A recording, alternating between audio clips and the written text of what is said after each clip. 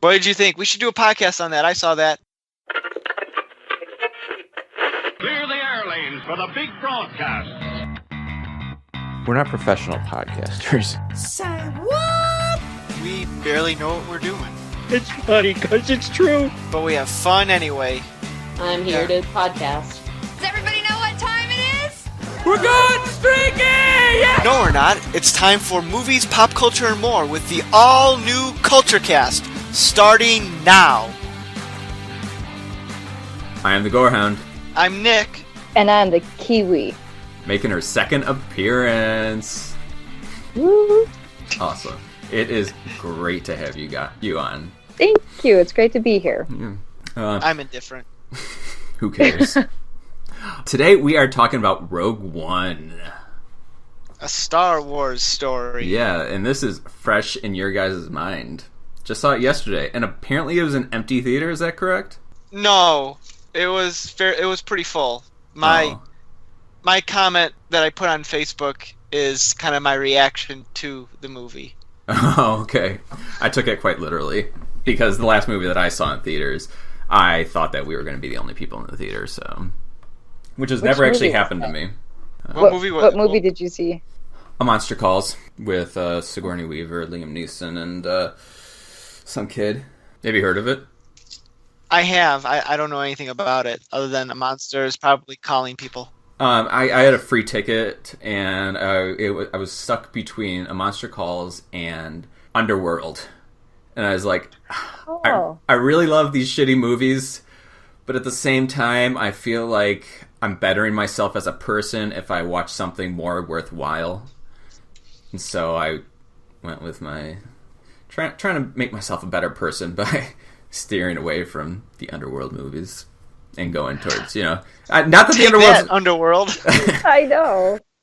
We're actually probably going to see Underworld this weekend. Yeah? Yeah. Don't get me wrong. I would binge the entire series any day, but I was trying to do myself good. So yeah, Rogue One. I saw this one.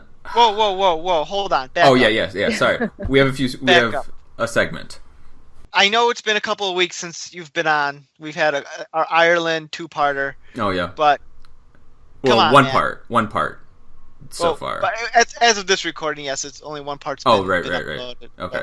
But you forgot one very specific thing, two things, depending on what we want to do here. Yeah. Man Crush of the Week. Yes. Are you ready? Yeah. Master of the mic, Mark Maron. I cannot believe it's taken this long to get Mark Maron on Man Crush of the Week. Actually, this is his first appearance, right? Yeah. Okay. I think so too. Okay. Although I don't know who he is. I apologize. I will elaborate. Mark Maron is, I believe, one of the two best podcasters on the internet at this time in our lives.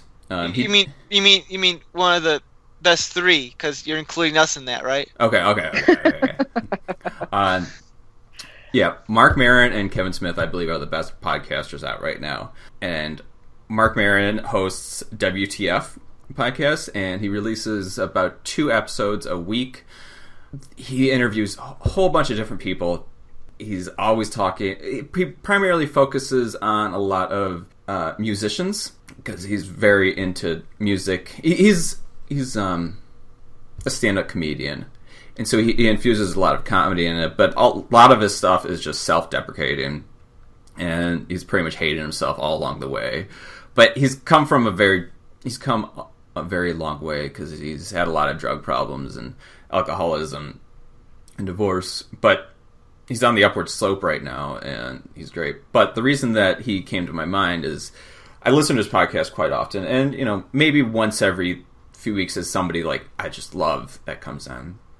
But he's also had a TV series, I think just called Maron on IFC, and I watched it as it came out, but I decided that I was just going to give it another watch because I was looking for something good to watch. And I don't typically rewatch TV series just because I don't really get into them that much. But this one, I think I'm actually going to watch more than once because, like we were saying before the podcast, I love just listening to people talk. and I love Mark Maron's podcast, so it's like it goes hand in hand. How's that? Very detailed. Oh man, yeah. Alrighty. So if I would, you guys should check it out. He has quite a big backlog. Most of it's behind a paywall, but I think he releases like his last like 2 months or something. But there's one out there right now called WTF Uncovered number 5, which is alive, which is kind of weird for him because most of it is just in his garage, which is really cool in itself. I should also mention that he did interview President Obama, which I think might have been when he finally he got me in. So like, who is this guy? And so I started listening. I might have started listening to it at that point. How long ago was the Obama interview? I'm not sure. It was maybe like a year or two ago. So, where are we at? Did you want to do what we've been watching, or skip that over and go straight into Star Wars?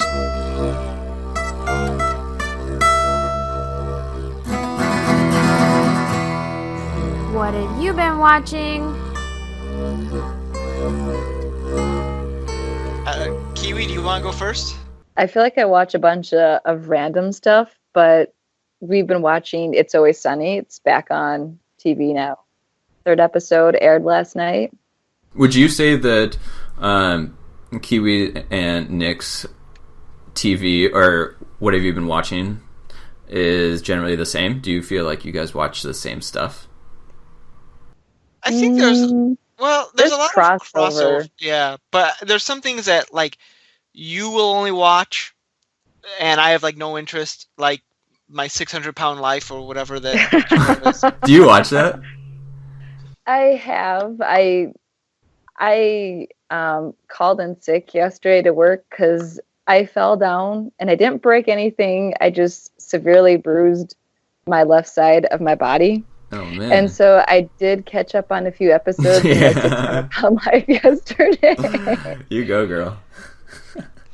And then there's me who watches things like Regular Show, and then there's me who watches things like Regular Show that Kiwi doesn't check out at all because just different tastes. But yeah, that is a different taste, but it is good. I do like that show, despite me not watching it a whole lot. You know, honestly, I think I probably could get into the Regular Show, and maybe some of the other shows I think watches The Flash, because occasionally Nick is watching TV before I go to bed, and I feel like I bug him. I'll be like, what's going on in this episode? Who's this character? Yeah. Why are they I'm watching on DVR, and then she has a question, so I have to pause it because it's like a very specific question, like, why is that guy doing that? I'm like, okay, 3 seasons ago, this is when this thing started, and then this brought to that, and that brought to that, because there's no easy answer. But the show I don't watch. And Walking Dead, I'd be like, who's that guy? What's he doing? And then you kind of give me an evil glance, like, he's this. And I'm like, oh, okay, I'll stop. But the thing is, our night goes by so fast, because by the time Nick and I get home, I may or may not work out. We eat dinner, and then we maybe watch an episode of TV, and then, usually there's some video gaming going on, and there's our night. And then I go to bed, and then Nick stays up and watches TV or something. Yeah, the life of an adult. No time. Yeah. So I speaking of Regular Show, I just finished earlier this week what aired the final episode of Regular Show. Yeah, that was kind of big, wasn't it? Yeah, I guess so. I mean, I know you weren't the only person who had you weren't the only person who had mentioned it. I've seen it out a bit. It was about time the show ended. It was getting kind of long in tooth, and I feel like they did as much as they could with those characters, and so it's probably a good thing that it came to an end. Was it actually like a chronological series?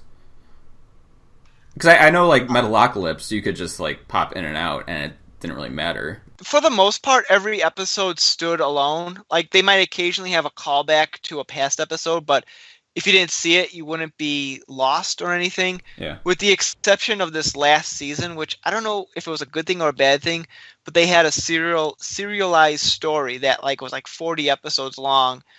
It was just kind of weird because it was such a departure from their normal format. But I guess I credit them for trying something different. The only 2 that I want to mention is that I saw Mike and Dave Need Wedding Dates. What did you think? We should do a podcast on that. I saw that. I tried to watch it. I know. It was...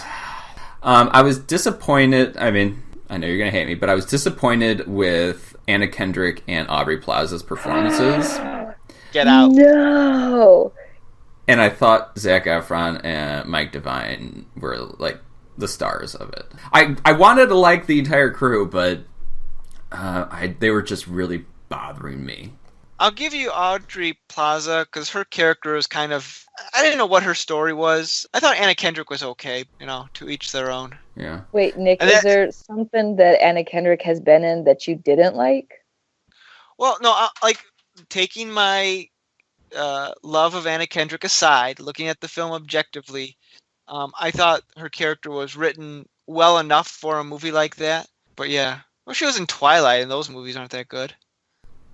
Yeah, but she wasn't really a center role in that. Yeah, she was That's very true. minor. That's true. By the way, Kyle, that was the movie that I attempted to watch on the plane ride home from Ireland, Yeah.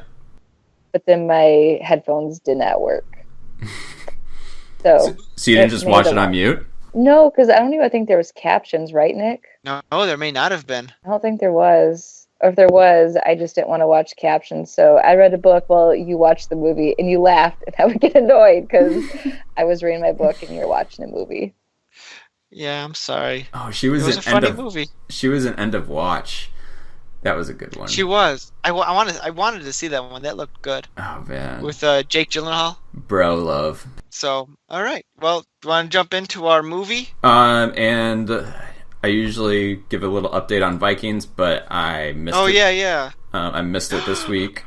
What? We got DVR, so... but I'm getting very excited for it because, spoiler alert, Ragnar died like 2 episodes ago. Oh, I didn't get to that part yet. Nobody's watching it. I'm not watching. And Bjorn, his son, is just so badass, and he's taken after his father, which is a good and a bad thing. But I have a prediction that in the final episode, we are going to see the return of Ragnar. It's either like a ghost or something. But one last thing before we move in, I wanted to give a podcast recommendation. If anybody out there is looking for a good one, this one is called Anna Faris is Unqualified. You know who Anna Faris is, right? Yes. Yeah. Yeah. Scary, not scary movie. Yeah, scary movie, right? Yeah, scary movie. Yeah. I forgot how I stumbled upon it. I was looking at Lore. Lore Podcast was nominated for some podcast award, and I looked at all the nominees, and this was one of them, and I was like, Anna Faris, that's awesome. And so I checked it out, and that was part of what I was totally binging today. I think I got like 5 of my 7 hours of podcasting today was Anna Faris. So Really? it's really What good. does she talk about? It's a lot of it's kind of girly because they're talking about like relationship. Well, I shouldn't say that that's inherently girly, but it's talking about a lot of relationship advice, which I don't know, good or bad. It's different, and she brings in different guests, and so it was like Dax Shepard and Jeremy Renner. Both were 2-parters, and it was just really interesting to hear people giving relationship advice on weird things, and it's very background noise because they're off topic for most of the time, but that could be a good thing. I'll check that one out. Yeah, Anna Faris is Unqualified. All right, let's get into the main production of the night. Well, I guess I can give an introduction to the movie if you want. All right, let's hear your. Wait, are we giving away spoilers? Oh yeah. Okay. Yeah. There's Everyone there are dies no at the end. spoilers. There you go. Spoiler alert. Princess Leia shows up, kind of. Yeah, I think everybody knew what was going to happen even before it was released. Probably, or at least they'd have an idea that. How come we never heard of these characters after this? Yeah. But all right, so let's hear it. Okay, so we got Star Wars Rogue One, which is the first anthology movie, I think they're calling them, of the new Disney films that they're doing of Star Wars. And this one takes place right before the original Star Wars and details a scrappy group of characters trying to steal the plans for the Death Star, which set up the events of the original Star Wars movie. I realize that sentence was kind of redundant in many ways, but oh well. Yeah. It's okay. We can be redundant to get the point across because it's very confusing at where this is. But I found that the easiest way to understand it is that it's 3.5. I was just gonna say that 3.5. Like Star Wars Episode 3.5, Rogue One, a Star Wars story. Right. It's not a half episode. It's not really an episode, but it's 3.5. So, like, here's something that happened, they try to get the Death Star. They find out about the Death Star. They try to get the Death Star plans. They get them, and they give them to Princess Leia. And Darth Vader shows up and kills a bunch of people. That's pretty much the summary of Rogue One. You did not like the movie. I enjoyed it. I'm going to give it a 4 out of 5 stars. That was, I think, I'm sorry, 5 stars? 4. Okay, 4. Okay, I'll take it. I think my summary was fair. I wasn't trying to be judgmental. I was just kind of going through the highlights there. Yeah, I concur. I'll explain why this movie didn't live up to anything for me in a few moments. I'll give my first impressions of this, which can actually also be recapped in Thor's Hour of Thunder, because I also contributed to that, but I was like, I'm not going to pass up a podcasting opportunity. So if you want to hear me repeat anything, go ahead and listen to that one also. But yeah, I saw this on last major holiday. Oh yeah, because this was released in December, right? Yes. Yeah. You saw it on the last major holiday, aka my birthday. Was it? No, I feel like I saw it on Thanksgiving. It wasn't out by then. No, it wasn't out. It was like December 19th. Oh yeah, because we went. Yeah, we saw you the next day or the day after. You said on his birthday. I remember you came in, you were wearing like a Star Wars shirt and everything. Oh yeah. And we were like, topic for a future date. I will keep my opinions to myself. And then you went to the wrong bar after the movie. Oh yeah, that was awful. I can't apologize more for that. But I found this movie to be pretty much a 3 out of 5 stars. It was good, but I would have expected it to have been on par with the previous entry, The Force Awakens, because I found that The Force Awakens was like a 5 out of 5. I loved everything that was happening in it. And this one, I was expecting to see something, maybe not living up to its predecessor, certainly not living up to the original 3, but I wanted something that, kept on par. But I found it to only be like a 3 out of 5 movie. There were a lot of things that I was like, it seems pushing it. Yeah. In general, that's what I thought. How about you guys? Go on, Kiwi. I'll let you go first. Well, I enjoyed it because I felt like it did have the same vibe and the same feeling as The Force Awakens. Now, it's still way better than the prequels. I mean, like when the prequels came out, everyone was like, it's a great movie, and I was one of those people, but then when you go back and rewatch it, you're like, I mean, I don't think I'm going to feel that way about this movie, but I say that now. I mean, and this story didn't need to be told, but it was told, it's a nice connection bridge. I enjoyed the characters. I really like the name Galen. So, like, if Nick and I ever have kids and we have a son, I think we should name him Galen. Mads Mikkelsen. That was the name of the actor. Yeah. Him and Donnie Yen were the two things I was looking forward to in this movie before seeing it the most. Because, for one, I loved Mads Mikkelsen in Valhalla Rising, which I can't recommend that movie anymore. He's also a Bond villain. Yes, yeah. And he's done a whole bunch of other stuff like Hannibal, but I just that series just doesn't really float my boat. But continue, Kiwi. I guess one more thing that I want to add is I did like seeing the familiar faces. There were, I want to call them cameos, but flashes of people that we knew. Yeah. Especially Vader. It was good seeing Darth Vader again. Yeah. What was your opinion of them not using the original actor for Darth Vader? Yeah. James Earl Jones was the voice, so to me, he kind of is the original actor because you never see the guy's face. So you didn't find anything wrong with that? Because that was a lot of criticism of the movie, was that they weren't using the original person.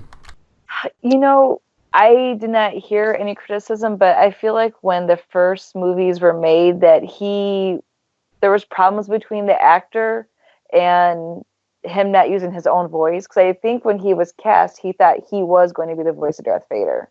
So maybe they just didn't want him back for that reason. I mean, James Earl Jones, he's the guy who was behind the mask originally he's got to be like super old right now if he's even still alive. I don't know. Yeah, I wouldn't have even noticed. I guess, I mean, he's in a costume, and it's just like who cares?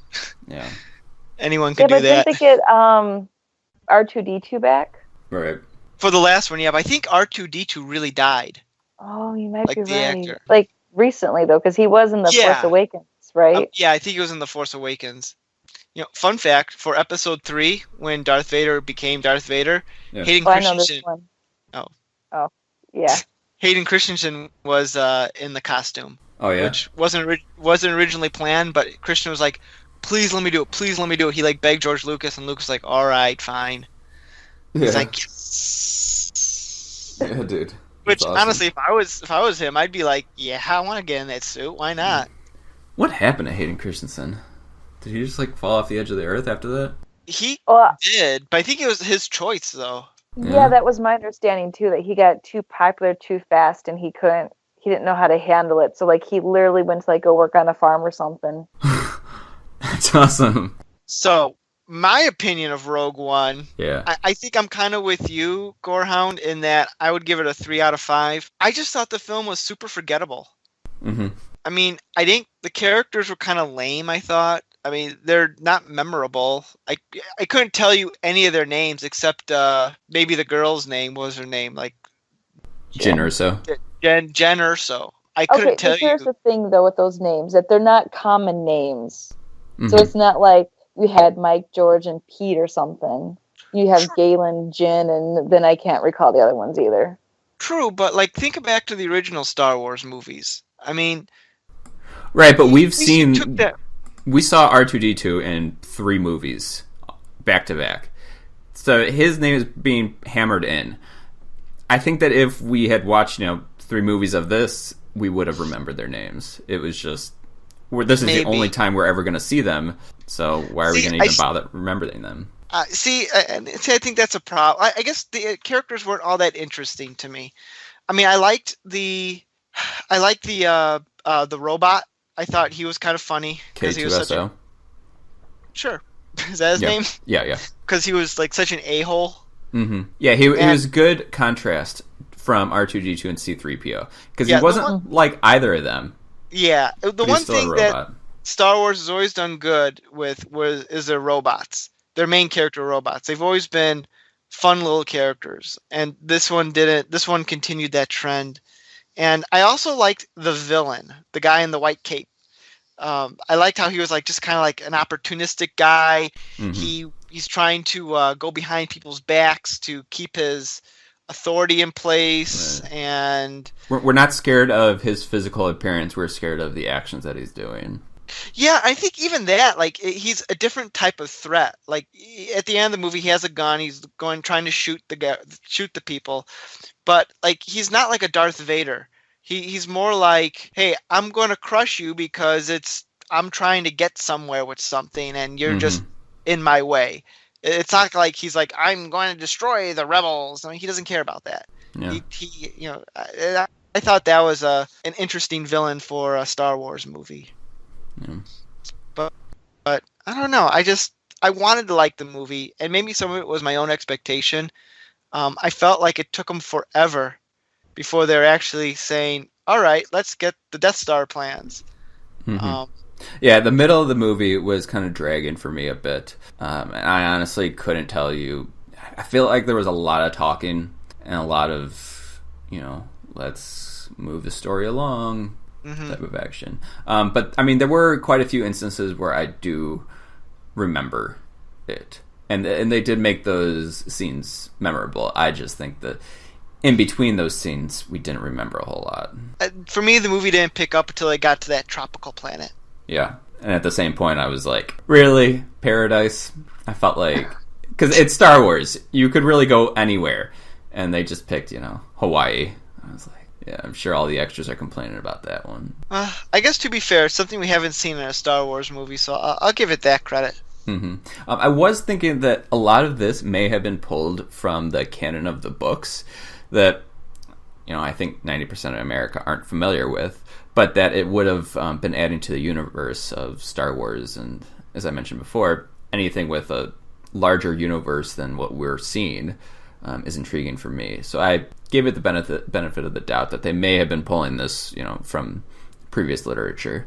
I was curious on that too, and I looked it up. It has nothing to do with any of the books that were ever released. Why you gotta ruin it for me? Sorry. I guess if I'm partially ruining it now, I'll just go all out. So like they had all these Star Wars books and everything, and when Disney bought it, they declared all the old Star Wars books they don't count anymore. None of that continuity exists. Oh, because they haven't gotten profits on it. Well, I think twofold. One, like those Star Wars books told like Star Wars stories like up to 30 years after the events of the original Star Wars trilogy. Yeah. And they want to do their own trilogy, and they don't want to be beholden to like 100 books that hardly anyone has read. Right. So they decided we're just going to wipe it out so we can do our own thing. And if I was in Disney's position, I would probably do the same thing. Yeah. Didn't my dad read those books? Probably some of them, yeah. We were trying to get them for him. Yeah, the Jedi series, right? Yeah, like Legacy of Jedi or Legacy of the Force or Path of the Jet, something like that. Yeah. I mean, I've read them too, or I've read some of them as well, and they're okay. I mean, but you can't pop into characters that no one's known. Yeah. What did you think of Felicity Jones as Jyn Erso and the star role? I enjoyed her. Okay. Yeah. Kind of a, fine. What's your opinion? I really wanted to like her, but I felt like, I guess subliminally I was comparing her to Rey from The Force Awakens because it's pretty much, starring female role. And I felt like Rey was so much better at Star Wars than Felicity Jones was. And I don't think it was her fault. I think that her role just didn't really allow her a whole lot of ways to explore. I mean, most of the times she was arguing with Cassian, who Cassian was just a nobody to me. He was nothing special about it. I mean, within their crew, Donnie Yen and his partner were pretty much the most unique characters. And when I think of Star Wars, I think of, Jedi, Han Solo, Chewbacca, R2-D2. Just a whole bunch of crew that's, very unique and different from one another. And I felt like Cassian and Jyn Erso were pretty much the same type of character where they're just trying to, I don't know. See, that was one of the things that bothered me about the movie, is that there were so many characters that our main characters were kind of underwritten. Yeah. And I think the actors, the acting in it is fine. I had no problems with the actors. I think they did a good job with the material given, but it's like you never got a really good feel about who Jyn Erso? Jyn. Jyn. Jyn.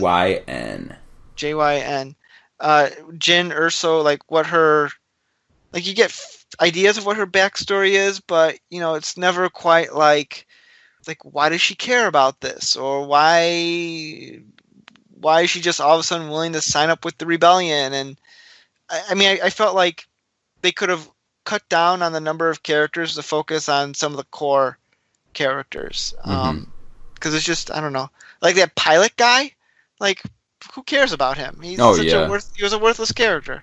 Right. Wow. Other than they put he was a key, or he was a way to move the story along, but I just didn't want to see him attached to the crew for too long. Like he had a purpose to be like, oh, they're making a Death Star, and he's like, thanks, guy, let's go do our mission. We're going to not come. You're not coming with us. Yeah. I don't know. Forrest. I wish the Forrest Whitaker thing bothered me. It was the death of Forrest Whitaker in the movie, because I felt like that was almost unpatriotic and immoral. That to kill Forrest Whitaker? Well, no, just the way that he died. He was pretty much, committing suicide. He was like, I'm just giving up right here. I mean, everybody else made it out just fine. And I'm sure, with a little bit of help, they could have brought him out there. But he's like, no, I'm cool. I'm kind of done with this whole life thing. Giving up. All right, since we brought up that scene, one of my problems with the movie is that the explosions seem like they're in slow motion. I'm like, if something like, if a bomb was really going off, they would not have the opportunity to fly out of there. Same with at the end of the movie, like when they're sitting there at the beach and like, the slow wave was coming. I'm like, no, he would have been dead by now. Yeah, I didn't think about that. I mean, I know it's, many, many, many, many miles away, but, I don't think I've ever seen a movie where the explosion is taking that long. I mean, even Armageddon, where the entire Earth blew up. I was like, that was pretty fast.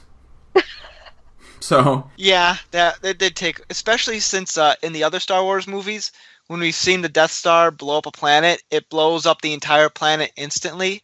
Which, granted, they're intentionally only blowing up the city, so it wasn't as powerful. But still, yeah, that I didn't think about that before. But you raise a very good point, Kiwi. Yeah. Yes, thank you. I was kind of hoping this movie, and maybe this is my own fault, and I have no one to blame but myself. I was kind of hoping this would be more like a heist movie, or at least like at the end when they're all like they're dressing up in different costumes and they're running around and they're climbing up the data tapes to get to it. Yeah.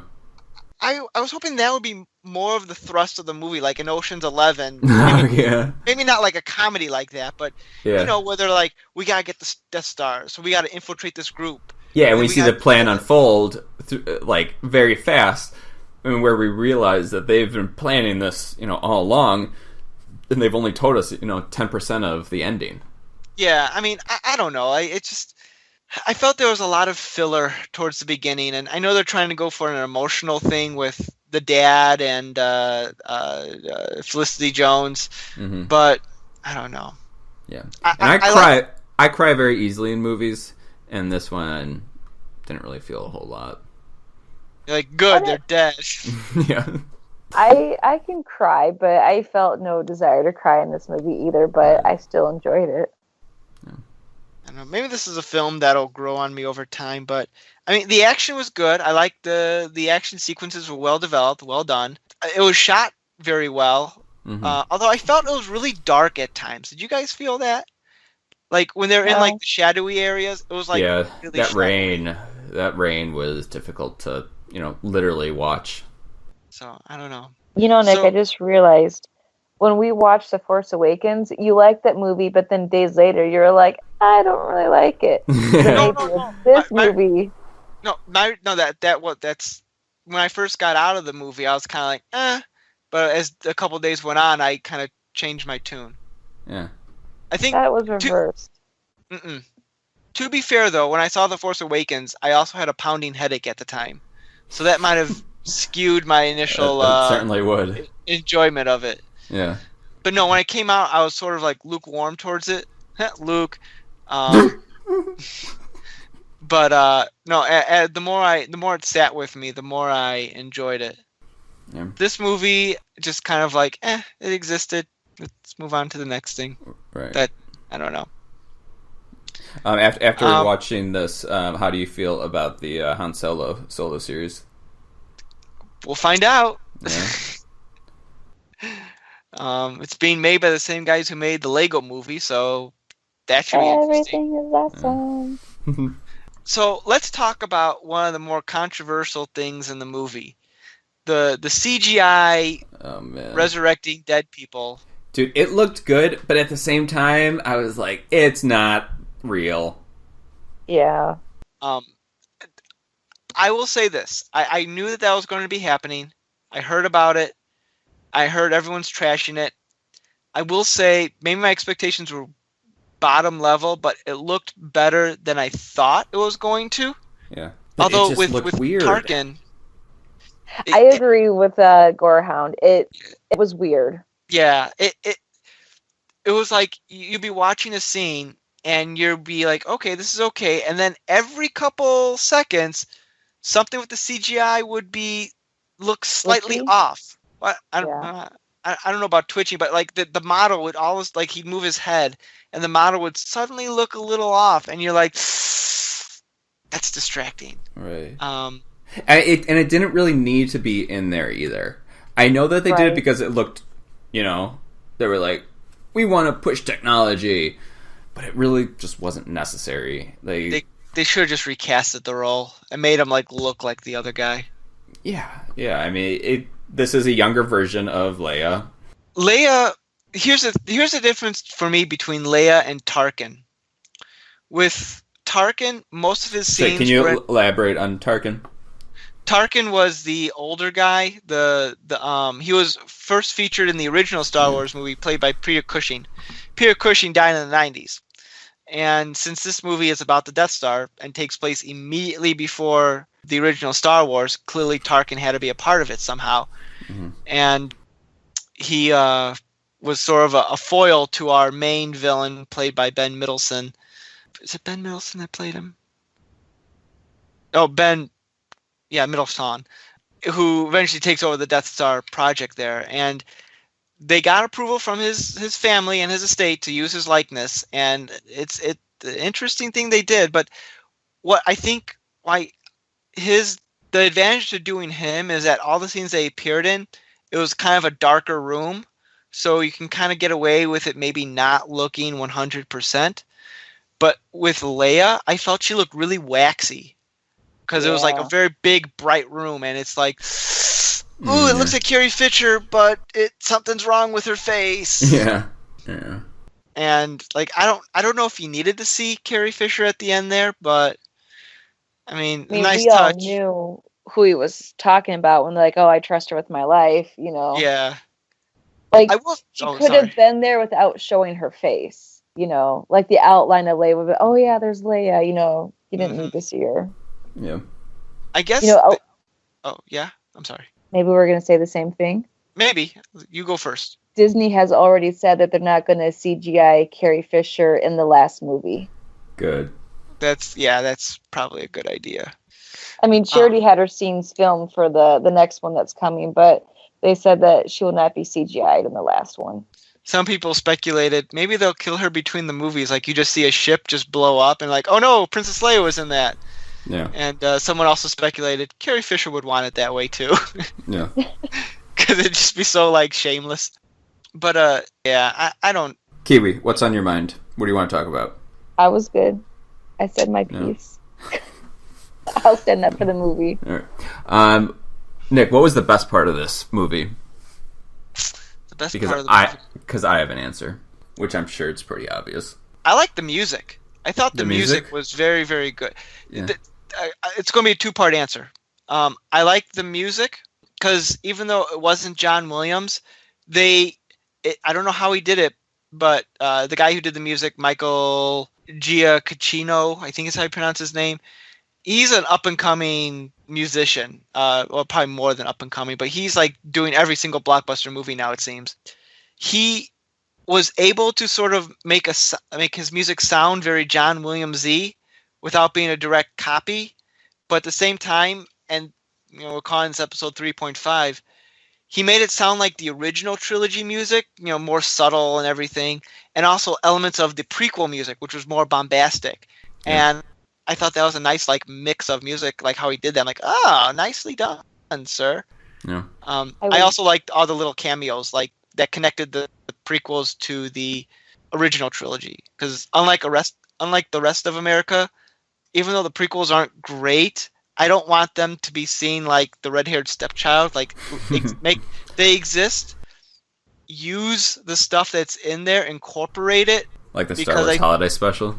Oh, God. Exactly. Exactly like the Star Wars Holiday Special. Because I think there's material to be mined there. But, yeah. So, I like seeing Jimmy Smits pop up. And I like seeing, in one of the most interesting things to bring back, the Rebel leader, Mon Mothma, the woman who was like had the red hair and the long white robes.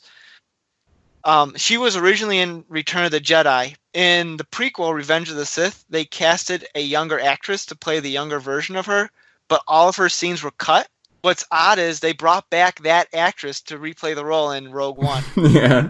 So it's like your scenes were. I mean, it's a neat bit of continuity, but all of her scenes were cut, so you didn't need to bring back the same actress. Yeah, yeah. That's cool that they did. Yeah, I mean, I got a thumbs up. Good job, Disney. Yeah. Except, Darth Vader wasn't allowed back. Darth Vader was what? His original character was not allowed back. Oh, Who played him. the guy who played him in the suit? Apparently he was like an a-hole in real life. Well, that's what I'm saying. That's why I don't think Disney wanted him back. I don't even know if they asked him. Like, I know and the guy's also like 81 years old. He's like, he may not even be able to wear the suit anymore. Have you seen the clips where, like, you can go on YouTube and you can listen to him talk as Darth Vader? It's oh my weird. God. Yeah. It sounds like someone trying to like do a Darth Vader impression, but just failed at it. Can I make a controversial comment? Let's hear it. If they ever do more of these movies and they need to bring back Darth Vader, I think it's time to retire James Earl Jones. Yeah, and just get a person who sounds like him, and yeah, I mean, I know. It wouldn't be the first time that they replace an iconic character, so Yeah. What do you have against James Earl Jones? Oh, I love James Earl Jones, but Darth Vader sounded like an old, decrepit man. And there's nothing wrong with passing the torch along. Yeah, I mean, I hate saying that, but like, it sounds he sounded kind of like after he was done talking to the characters, he's like, "No, I need to go watch my stories." No. I don't know. When this movie comes out on DVD, we'll watch it again, and I'm going to have you listen to Darth Vader, and he's getting up there, but slightly older. Well, I mean, it's 40 years of differences in voices, but yeah, I don't know. I mean, how much more do you think we're going to see Darth Vader, though? I don't know. He's a pretty key element. If Disney really wanted to, they'd be pumping out Darth Vader shit all the time. Yeah. I feel like Darth Vader and Bowser are America's favorite favorite villains. Bowser from Mario Brothers. Yeah. They're the only two villains that we'd love to hate. So okay, Gorehound, what's your favorite part of the movie? Hands down, it was Donnie Yen and his partner. Like I said before, I was really looking forward to seeing Donnie Yen in this because he's one of my... I think he might be like one of the best kung fu artists around today. He's the star of the Ip Man series, and that one like really hit home with me. Like, that's just... The movies are so emotional, and they're so good at the same time. Thor actually just texted me yesterday, and he said he was watching all of them, and he was so impressed with them. So, have you guys seen anything with Donnie Yen in it? Not to my knowledge. I have. He was in Highlander Endgame. I have not seen that one. It's not very good. Yeah. But he was kind of cool in it. Yeah. Donnie Yen is... I liked that they were kind of just poking fun and just at his blatant blindness, which I think is kind of necessary instead of just like not talking about it, but they were just like, yeah, he's the blind guy. And I like that because sometimes it works, and it definitely worked for them. And, they were a cool concept. I didn't know exactly what their roles were. Like they said, Guardians of the Wills. What's the will? But I like the idea that they were kind of like these mystical priest-type people, but they weren't Jedi. Right. That was a neat little addition to the Star Wars mythos. Mm-hmm. Go ahead. What does the Gorehound think about they may or may not be gay? Yeah, Thor's Out of Thunder was saying that they thought it was just like given that they were, but I didn't necessarily find that. I found their relationship more to be Chewbacca and Han Solo, even though they weren't the same characters, but the same relationship I found. See, I got that vibe too. I was surprised when I heard of that controversy. You know, Disney won't confirm or deny because they want to keep it ambiguous, but I'm like, just because two men are friends makes them gay. Yeah, I mean, I find them more to be just, partners in crime together. It's just Tango and Cash, Yeah, I mean, if they were gay, that's fine. I don't care. But Right. I didn't like pick up on that. I mean, I just saw them being like, yeah, like just two friends who have been around each other long enough. They act like an old married couple, but they're just really close, like brothers, like family or something. Yeah. Right. We live in a world where Tumblr makes impacts on the internet, and people pretend to take them seriously. So Tumblr likes to make gay couples out of everything if they can, which even if it makes no sense, but I don't know. All right. Nick, what are you thinking? I should mention that this movie was directed by Gareth Edwards, who also directed one of my favorite movies, Godzilla, the 2014 edition, which you have not seen yet, right? No. There are quite a few people who don't like it, but I loved it. Gareth Edwards directed Godzilla, and I felt like it's not going to have his greatness that I felt like he did in Godzilla is playing a role in his directing of Rogue One, but at the same time, Star Wars is completely different in the world of directing. I also did Monsters, which was a very slow-moving and dark horror movie, which it was good. I don't know how... I don't see any parallels between Monsters and this one, Rogue One. Going back quickly, I just was reminded of this with the two characters being gay. When The Force Awakens came out, there was a movement trying to claim that Poe and Finn were gay. I remember that. It's like, no, they're just friends who like literally saved one another's lives. So they're kind of like, thank you. I'm really happy to know you right now. Yeah. Especially since it was sort of like shown that like Finn had like the hots for Rey. But, don't let facts get in the way of a good internet rant. Yeah, I mean, in the originals, there weren't that many relationships that were, the center of attention. So why did they have to be known? I don't know. I mean, for all we know, Jin was gay. Nothing in the movie doesn't say it wasn't. Right. No, they looked at each other. Mm-hmm. Jin and the Keith? Ooby Dooby, what was his name? Cassian? Caspian? Prince Caspian? I was waiting for them to kiss at one point. But they didn't, because clearly she's gay. She's into chicks. And there weren't any other women in this movie. So, we'll never know. That's the hill I'm standing on. All right. I'd like to say, while we've been doing this podcast, Darth Vader has been staring at me the whole time. Oh! Darth Vader being our cat. The kitty cat. She's probably He's like... in a box, staring at me. She's probably like, why does Nick not want me to be voiced by James Earl Jones? Why are you guys talking about me? Darth Vader! Come here!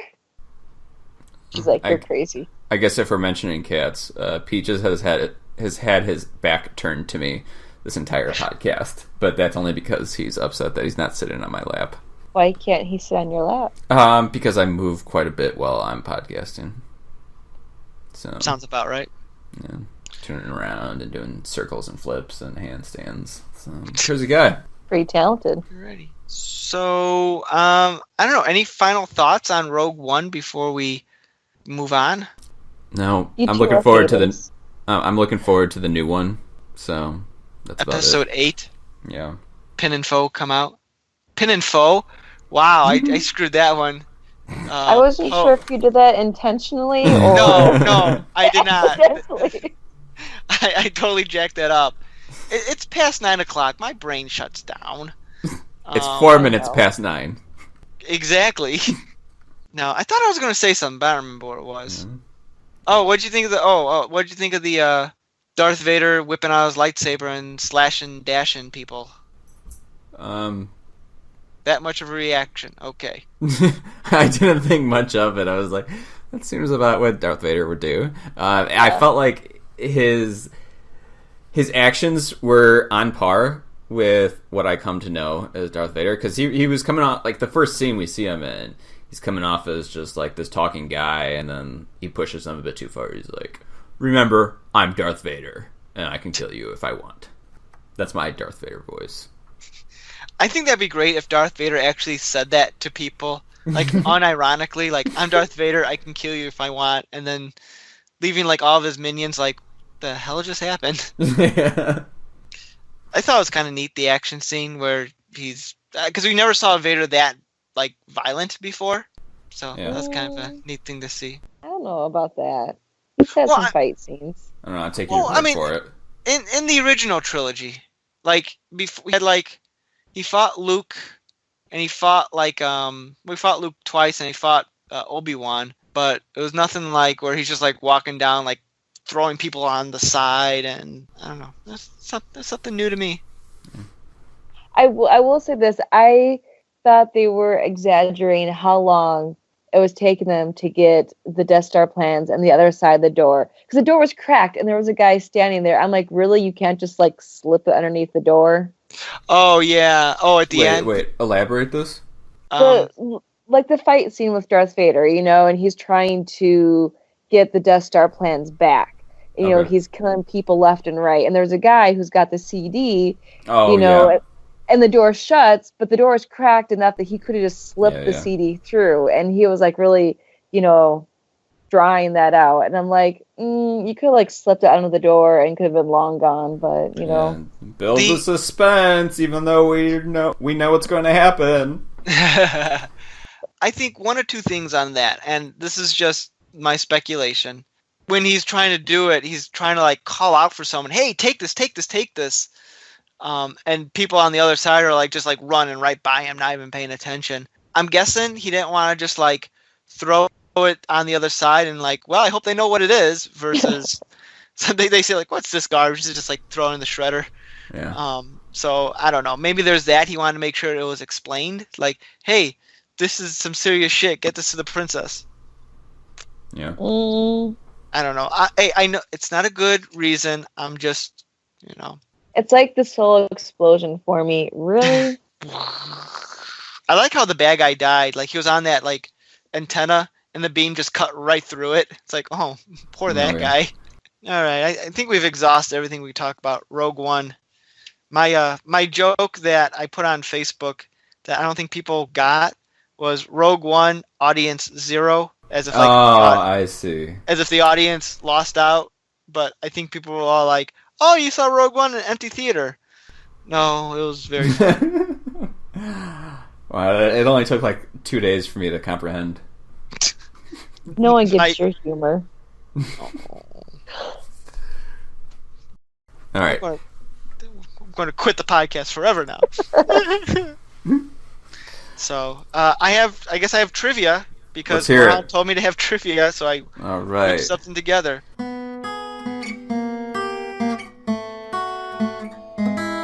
It's trivia time! So, I gotta pull something up really quickly. Wait for it. Okay. So, little backstory. So, one of the writers of Rogue One, one of the people who came up with the story, was a guy named John Knoll. John Knoll was a visual effects artist who worked on a ton of popular movies, including the Star Wars prequels.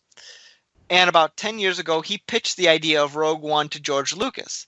And Luke was like, that's a good idea, but I don't know if we're going to do anything like that right now, but, you know, it's not a bad idea.